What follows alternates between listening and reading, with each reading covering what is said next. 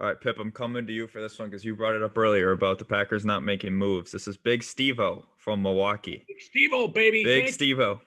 We He love him. says, what is your opinion on the Packers doing, in all caps, nothing to bring in some talent before the trade deadline? Is this another diss like the draft to Aaron Rodgers?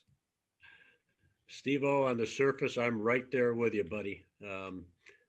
The emotion in me, the fan in me says, yeah, this is absolutely crazy. Do something for Aaron Rodgers. You got Jordan Love in the draft. And okay, if he works out, though, you're golden. But they certainly, as John has mentioned in the past, Michael, they've tried on defense with draft picks, and it just doesn't seem as if they've made the right moves the way the Niners have.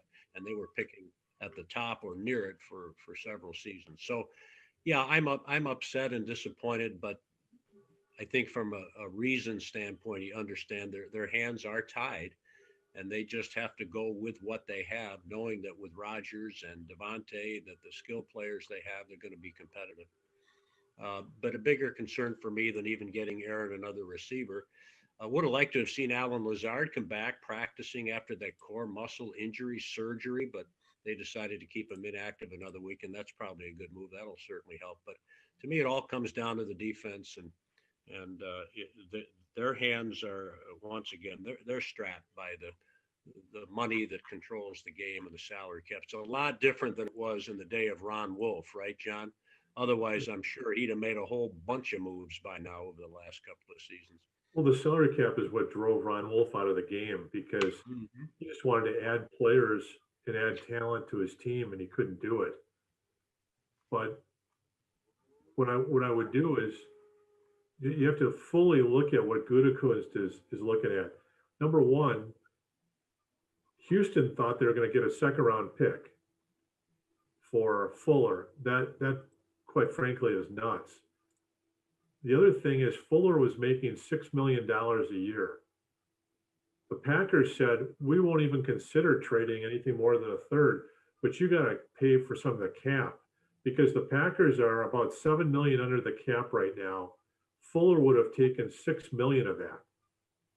So one of the interesting things that you always have to figure out next year the Packers are $7 million under the cap supposedly.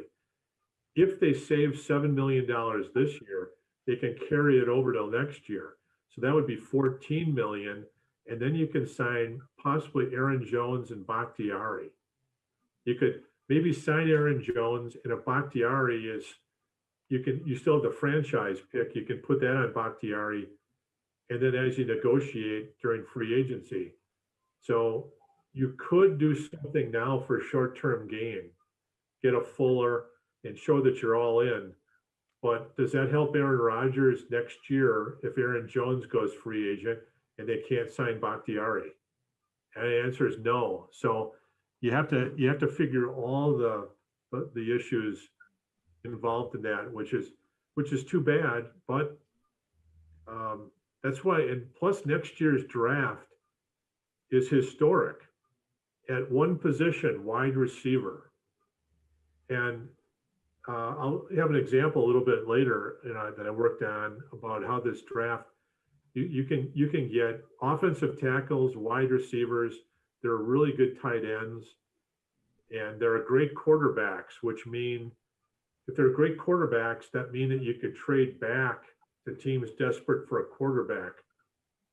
So, and it's going to be a crazy year for the draft because teams like the Badgers that would have had 13 games are only going to have maybe 7, 8. So the exposure for the players is much less. So you could be getting a first round talent in the third round next year.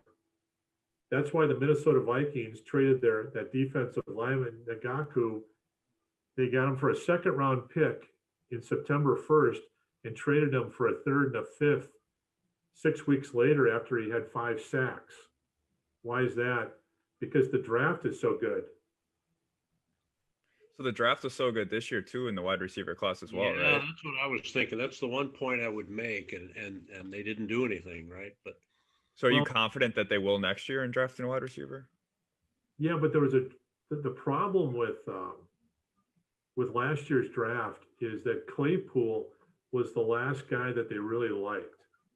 and there was a run on wide receivers from about pick 20 to the first 10 picks in the second round.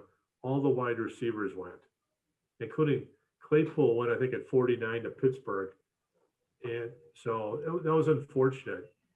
So Gutekunst said wide receivers were great at the top. They loved Ayuk, who went to San Francisco.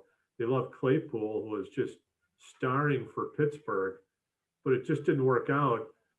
And you got Jordan Love, who, when a guy that special is still there at the end of the first round, you got to take him.